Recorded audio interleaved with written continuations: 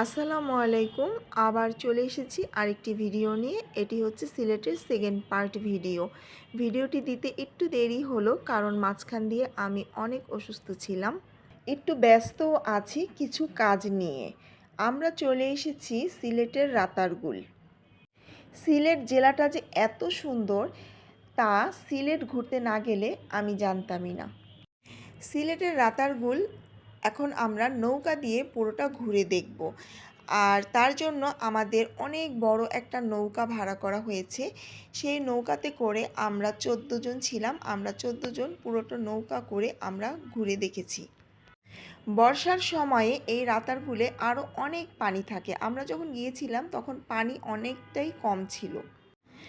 বর্ষার সময় এই রাতারগুলের পানি অনেক স্বচ্ছ থাকে, অনেক পরিষ্কার থাকে।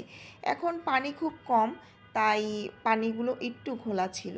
তো আমরা আস্তে আস্তে রাতারগুলের ভিতরে নৌকা দিয়ে যাচ্ছিলাম। তো যতক্ষণ পর্যন্ত ভিতরে না যাচ্ছিলাম ততক্ষণ পর্যন্ত বুঝতেই পারতেছিলাম না যে আসলে রাতারগুলের ভিতরটা কেমন ছিল। আমি ভাবছিলাম যে জাস্ট এই খালের মতোই হয়তো বা নৌকা দিয়ে আমাদের ঘুরে দেখাবে, কিন্তু আস্তে আস্তে যখন রাতারগুলের ভিতরে ঢুকতেছিলাম তখনই রাতারগুলের আসল সৌন্দর্য দেখতে পেয়েছিলাম।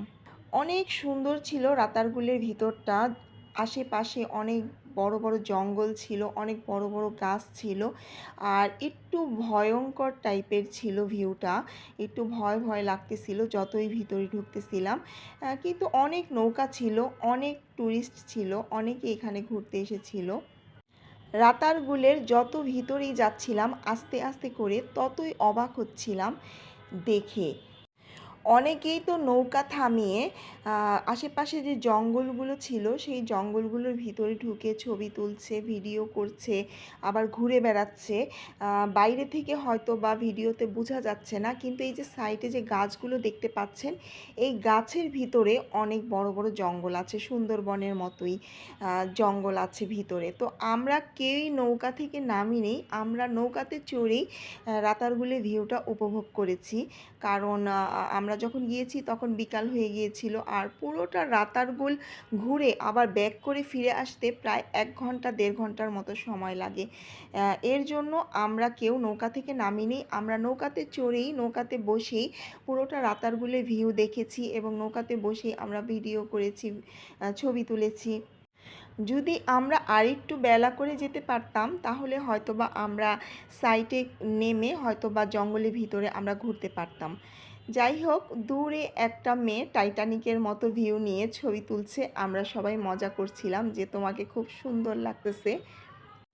আসলে এইসব জায়গার প্রাকৃতিক ভিউগুলা এত সুন্দর যে ভিডিওতে দেখে বোঝা যায় না, সামনাসামনি আমরা অনেক উপভোগ করেছি। আর আমি তো লাইফের ফার্স্ট টাইম গিয়েছি। আমি এর আগে সিলেটে গিয়েছি, বাট রাতারগুল, লালাখাল এসব জায়গা আমার ঘোরা হয়নি। এবারকাই ফার্স্ট টাইম আমি এইসব জায়গা ঘুরেছি।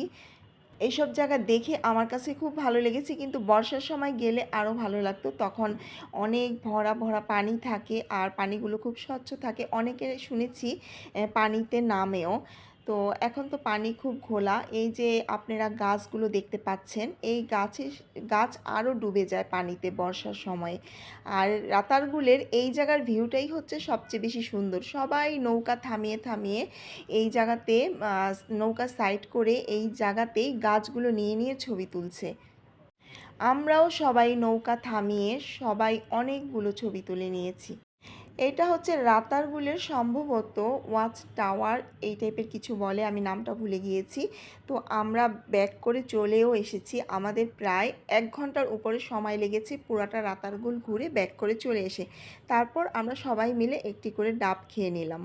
তারপর ঘুরে ফিরে আমাদের হোটেলে আসতে আসতে রাত হয়ে গিয়েছে। আমরা ফ্রেশ হয়ে তারপরে রাতের বেলা সিলেট শহরটা ঘুরতে বের হয়েছিলাম। অনেকক্ষণ আমরা সিলেট শহরটা ভালো করে ঘুরে তারপর আমরা রাতে ডিনার করার জন্য একটা রেস্টুরেন্টে চলে আসি। রাতের খাবারের আইটেমে ছিল গরম গরম ভাত, চিংড়ি মাছ ভুনা, ৪-৫ আইটেমের ভর্তা, ডাল, সবজি। আজকে তাহলে এখানেই বিদায় নিচ্ছি। সবাই ভালো থাকবেন, সুস্থ থাকবেন, আমার জন্য সবাই দোয়া করবেন। আল্লাহ হাফেজ।